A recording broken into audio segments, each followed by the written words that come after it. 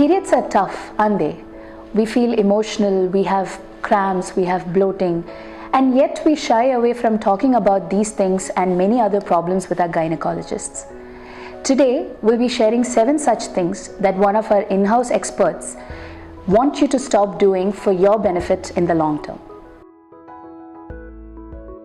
Physical overexertion. During menstruation, there is increased blood supply around your pelvic organs like the uterus, ovaries, fallopian tubes, and vagina. There are also chemicals like prostaglandins that are responsible for the pain and bleeding. So when you overexert yourself during your periods, these chemicals can become more active and cause excessive pain and bleeding.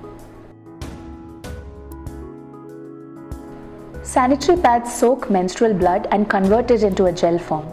So by not changing pads every 6 to 8 hours, you can develop rashes in and around your vagina and inner thighs. It can also start emitting a bad odor with time. Using unhygienic restrooms, especially while changing pads, can be risky. When you use the tissue and the water in those restrooms, it can cause an infection. In this regard, it is highly important to maintain hygienic restrooms in offices and public spaces.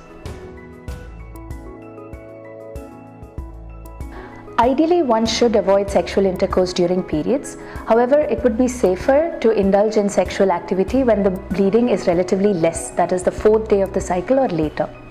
Using condoms would be comfortable for both partners and would also prevent chances of vaginal and urinary infections. During periods, there is always a chance of excessive blood flow, which can result in exhaustion and fatigue. This will only further worsen if there is no adequate intake of fluids during that period.